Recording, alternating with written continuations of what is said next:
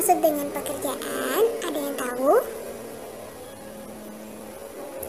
Ya, pekerjaan adalah kegiatan yang dilakukan manusia untuk memenuhi kebutuhan. Ada bermacam-macam yang ditekuni seseorang. Ada pekerjaan yang menghasilkan barang, dan ada pula pekerjaan yang menghasilkan jasa. Perhatikan gambar berikut untuk mengetahui keberagaman pekerjaan dalam proses pembuatan kain. Nah, di sini kita bisa lihat ada berbagai macam jenis pekerjaan ya. Yang pertama, di sini kita bisa lihat ada petani kapas yang tugasnya adalah menanam kapas. Kemudian yang kedua ada pemintal. Jadi di mana kapas memintal kapas menjadi benang. Nah, kemudian benang diubah menjadi kain, yaitu ke penenun. Nah, setelah menjadi kain perlu dibuat pola baju. Nah, yang membuat pola baju itu biasanya desainer atau perancang busana. Setelah dirancang pola bajunya, kemudian dijahit bajunya. Nah, biasanya tugas yang menjahit baju adalah penjahit. Nah, setelah dijahit bajunya menjadi baju, seperti itu adalah proses membuat pakaian. Selanjutnya, ada pekerjaan yang menghasilkan barang. Nah, petani bekerja dengan menanam bibit di sawah atau di ladang. Bibit tersebut dipanen, kemudian dijual atau digunakan sendiri. Nah, jadi di sini petani menghasilkan barang berupa apa? Berupa bibit ya, menanam bibit di sawah bisa menjadi padi, ya kan? Seperti itu. Kemudian peternak bertugas mengembangkan hewan ternak seperti sapi, kambing, dan ayam. Setelah berkembang biak, peternak akan mengambil hasil dari hewan ternak berupa telur, daging, dan susu. Nah, jadi di sini untuk peternak dia menghasilkan barang berupa telur, daging, dan susu. Selanjutnya ada pekerjaan yang menghasilkan jasa. Guru. Ya, di bidang pendidikan, guru menyediakan jasa layanan berupa mendidik anak sesuai dengan mata pelajaran yang diajarkan. Yang kedua, ada dokter.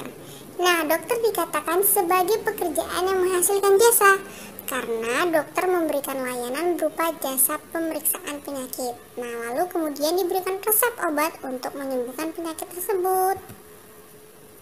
Nah, jadi di sini contohnya yang menghasilkan jasa guru dan dokter. Masih ada lagi ya. Ada yang bisa menyebutkan pekerjaan apa yang menghasilkan jasa? Nah, terus manfaat menghargai keberagaman. Masih ingat ya anak-anak, keberagaman itu apa? Ya, berbeda-beda atau bermacam-macam ya keberagaman. Keberagaman adalah kondisi dalam masyarakat yang terdapat banyak perbedaan. Allah yang Maha Esa menciptakan manusia dengan ciri fisik yang berbeda-beda. Jenis pekerjaan juga berbeda-beda. Meskipun berbeda-beda, kita harus saling menghargai. Nah, ini adalah beberapa manfaat dari menghargai perbedaan di sekitar kita. Yang pertama, pastinya kita menciptakan persatuan dan kesatuan. Yang kedua, mempererat hubungan antara individu atau kelompok. Yang ketiga, meningkatkan rasa kebersamaan dan persaudaraan. Yang keempat, menciptakan lingkungan yang nyaman, aman, dan tentram. Nah, sekarang pentingnya menghargai berbagai jenis pekerjaan. Indonesia merupakan negara yang akan hasil alam dan budayanya. Kekayaan alam yang melimpah dan budaya yang beraneka ragam mempengaruhi jenis pekerjaan masyarakat di Indonesia. Nah, di sini ada beberapa jenis pekerjaan ya. Ada petani, guru, penjahit, pedagang, nelayan, dokter, pilot, dan sebagainya ya. Masih banyak pekerjaan lainnya. Nah, mereka berjasa kepadamu tanpa kalian ketahui. Oleh karena itu, hendaknya kita perlu menghargai keanekaragaman jenis pekerjaan di sekitar kita. Kita tidak boleh menghina suatu pekerjaan dan kita harus menghormati pekerjaan yang dilakukan oleh orang lain. Berikut cara menghargai keanekaragaman jenis pekerjaan di sekitar kita. Yang pertama, tidak mengejek pekerjaan, apapun itu. Yang kedua, mengucapkan terima kasih kepada penjual. Yang ketiga, menjaga fasilitas umum dengan baik. Dan masih banyak lagi contoh lainnya. Sikap menghormati dan menghargai pekerjaan orang lain banyak manfaatnya. Orang akan bekerja lebih baik jika dihargai. Kita akan mendapatkan pelayanan dengan baik. Kita juga dapat menikmati hasil pekerjaan orang lain dengan nyaman. Suasana menjadi rukun dan damai. Keberagaman cita-cita dapat kita temui di lingkungan sekitar. Salah satunya di lingkungan sekolah.